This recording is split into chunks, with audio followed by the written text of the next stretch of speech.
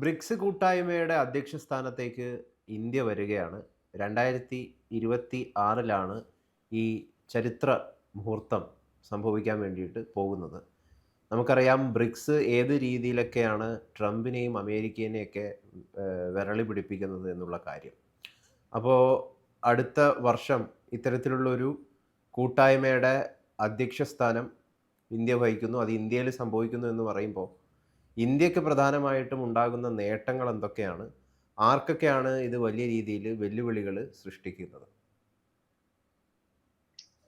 ഗൗതമ, ഇത് ബ്രിക്സ് കൂട്ടായ്മയുടെ 18ാമത് സമ്മേളനമാണ് ഇന്ത്യയിൽ നടക്കാൻ പോകുന്നത്. 2026 അവസാനം കഴിഞ്ഞ 17ാമത് സമ്മേളനം ബ്രസീലിലാണ് നടന്നത്. ബ്രസീൽ ജൂലൈയിലാണ് നടന്നത്. അപ്പോ സമാനമായ ഈ വർഷം അവസാനത്തെ ഏതെങ്കിലും ഒരു സമയത്തായിരിക്കും. അത് തീയതി നിശ്ചയിച്ചിട്ടില്ല.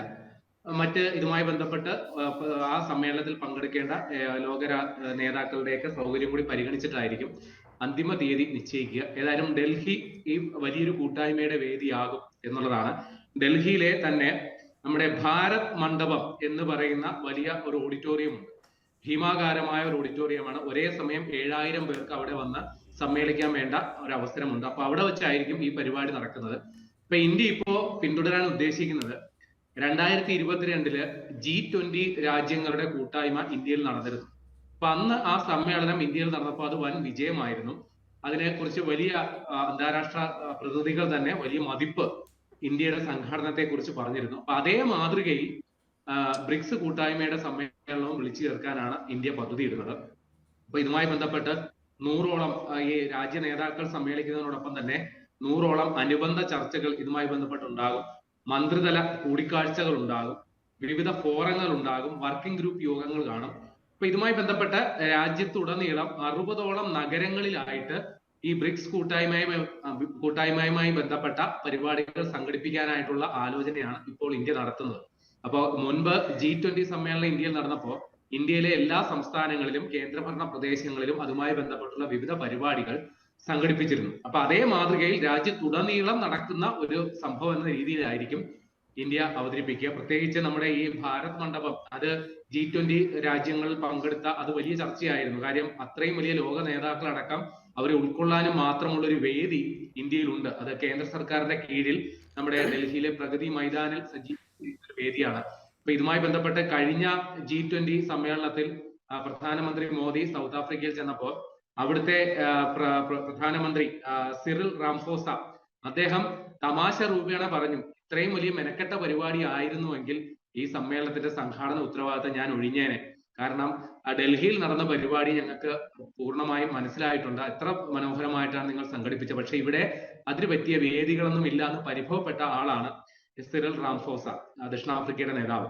അപ്പൊ അവിടെ ആണ് ഇന്ത്യയുടെ പ്രസക്തി വർദ്ധിക്കുക. ഇത്രയും ഒരു പ്രസക്തമായ ഒരു സമ്മേളനം അത് ഇന്ത്യയിൽ നടക്കുന്നു. അവരെ ഏത് രാഷ്ട്രങ്ങളിൽ നിന്നൊക്കെ വന്നാലും അവരെ ഉൾക്കൊള്ളാൻ സജ്ജമായ ഒരു വേദി പോലും അതുമായി ബന്ധപ്പെട്ട് ഇന്ത്യക്കുണ്ട്. അപ്പോൾ ഈ ബ്രിക്സ് എന്ന് പറയുന്നത് ആദ്യം ബ്രിക് ആയിരുന്നു. ബ്രസീൽ, റഷ്യ, ഇന്ത്യ, ചൈന മാത്രമായിരുന്നു. അവിടേക്ക് 2010 സൗത്ത് ആഫ്രിക്കയും കൂടി വന്നത്. അങ്ങനെയാണ് അത് ബ്രിക്സ് ആയത്. പിന്നെ 2024 25 ആ കൂട്ടായ്മയിലേക്ക് വിവിധ രാജ്യങ്ങൾ വന്നു. ഇന്തോനേഷ്യയാണ് ഏറ്റവും ഒടുവിൽ വന്നത് 2025. അപ്പൊ ഇപ്പോ 11 രാജ്യങ്ങളുടെ ഒരു കൂട്ടായ്മയാണ് ഈ BRICS. Saudi Arabia, Egypt, UAE, Ethiopia, Iran അടക്കമുള്ള രാഷ്ട്രങ്ങളും ഇപ്പൊ ഈ ബ്രിക്സ് കൂട്ടായ്മയുടെ ഭാഗമാണ്. അപ്പൊ ഈ കൂട്ടായ്മ ഇപ്പോൾ ലോകരാജ്യത്ത് അറിയപ്പെടുന്നത് അമേരിക്കൻ വിരുദ്ധ ചേരി എന്നാണ്. അമേരിക്കയുടെ ഡോളറിനെ തുറന്നെതിർക്കുന്ന ഒരു കൂട്ടായ്മ. അപ്പോ നേരത്തെ തന്നെ 2022 സമ്മേളനത്തിൽ റഷ്യൻ പ്രസിഡന്റ് വ്ളാഡിമിർ പുടിൻ ഡോളറിനെതിരായിട്ടുള്ള ഒരു കറൻസി അത് ബ്രിക്സ് കൂട്ടായ്മയുടെ കീഴിൽ ഉണ്ടാകണം എന്ന് പ്രഖ്യാപനം നടത്തിയിരുന്നു. ഇപ്പൊ യൂറോപ്യൻ രാജ്യങ്ങളെല്ലാം പൊതു കറൻസി ആയിട്ട് യൂറോ അംഗീകരിച്ചതുപോലെ ബ്രിക്സ് രാജ്യങ്ങൾക്ക് ഒരു പൊതു കറൻസി എന്ന രീതിയിൽ, അല്ലെങ്കിൽ പരസ്പരം വ്യാപാരം നടത്തുന്നതിന് വേണ്ടി മാത്രമെങ്കിലും ഒരു പൊതു കറൻസി, ബ്രിക്സ് കറൻസി വേണമെന്നുള്ള ആശയം വ്ളാഡിമിർ പുടിനാണ് മുന്നോട്ട് വെച്ചത്. തൊട്ടടുത്ത 2023 സമ്മേളനത്തിൽ ബ്രസീൽ പ്രസിഡന്റ് ലാല ഡിസിൽവ അദ്ദേഹം അതിനെ പിന്തുണയ്ക്കുകയും ചെയ്തു. അപ്പൊ 2025 കഴിഞ്ഞ ജൂലൈയിൽ നടന്ന സമ്മേളനത്തിൽ ഇതുമായി ബന്ധപ്പെട്ട നിർണായക പ്രഖ്യാപനം ഉണ്ടാകുമെന്ന് കരുതിയെങ്കിലും അതുണ്ടായില്ല. അപ്പൊ ഇപ്പോഴും ബ്രിക്സ് കറൻസിയുമായി ബന്ധപ്പെട്ടുള്ള ചർച്ചകൾ വളരെ സജീവമായിട്ട് മുന്നോട്ട് പോകുന്നു. അത് കാലഘട്ടത്തിന്റെ ആവശ്യമാണ് എന്നാണ് പൊതുവിലുള്ള ഒരു ധാരണ. പക്ഷെ ഇന്ത്യ ഇക്കാര്യത്തിൽ അമേരിക്കയെ തൽക്കാലം പിണക്കേണ്ട എന്ന നിലപാടിന്റെ അടിസ്ഥാനത്തിൽ ഇതിനെക്കുറിച്ചൊരു ശക്തമായ നിലപാട് ഇപ്പോഴും പറഞ്ഞിട്ടില്ല. കാര്യം ഇന്ത്യയുടെ നിലപാടായിട്ട് നമ്മുടെ വിദേശകാര്യ മന്ത്രാലയം വ്യക്തമാക്കിയത്, നമ്മൾ ഡി ഡോളറൈസേഷൻ അല്ല ഉദ്ദേശിക്കുന്നത്, ഡൈവേഴ്സിഫിക്കേഷൻ ആണ്, വൈവിധ്യവൽക്കരണമാണ് ഉദ്ദേശിക്കുന്നത്.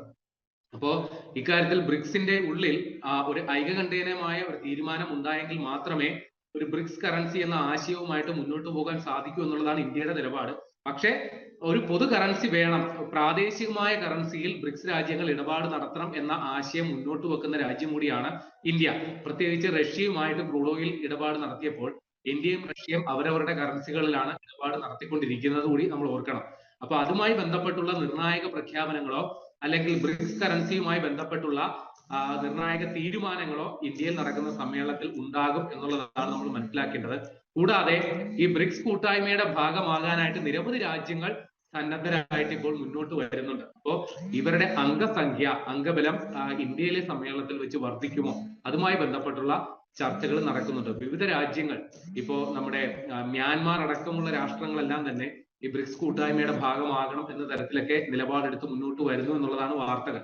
അപ്പൊ അതുമായി ബന്ധപ്പെട്ടുള്ള വിവരങ്ങൾ, അതുമായി ബന്ധപ്പെട്ടുള്ള തീരുമാനങ്ങൾ ഇന്ത്യയിൽ നടക്കുന്ന സമ്മേളനത്തിൽ ഉണ്ടാകും എന്ന് തന്നെയാണ് നമ്മൾ മനസ്സിലാക്കേണ്ടത്. അപ്പോ ഇവിടെ മറ്റൊരു സംഗതി കൂടി ഉണ്ടാവുകയാണ്. ഈ വർഷം ലോകം ശ്രദ്ധയാകർഷിച്ച പല കൂട്ടായ്മകളും നടന്നിരുന്നു.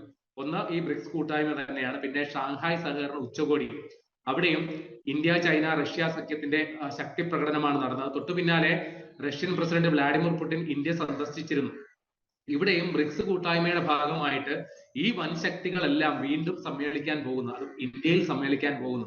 അപ്പോൾ ഷാങ്ഹായ് സഹകരണ ഉച്ചകോടിയിൽ കിട്ടിയ ലോക ശ്രദ്ധയും ലോക മാധ്യമങ്ങളുടെ കവറേജും തീർച്ചയായിട്ടും ഇന്ത്യയിൽ നടക്കുന്ന ഈ ബ്രിക്സ് കൂട്ടായ്മയുടെ ഭാഗമായിട്ടുള്ള സമ്മേളനത്തിൽ ഉണ്ടാകും. പ്രത്യേകിച്ചും അമേരിക്കയും അമേരിക്കൻ പ്രസിഡന്റ് ഡൊണാൾഡ് ട്രംപും ഇവിടെ നടക്കുന്ന സംഭവ വികാസങ്ങളെല്ലാം സസൂക്ഷ്മം നിരീക്ഷിക്കും എന്നുള്ളതും ഉറപ്പാണ്.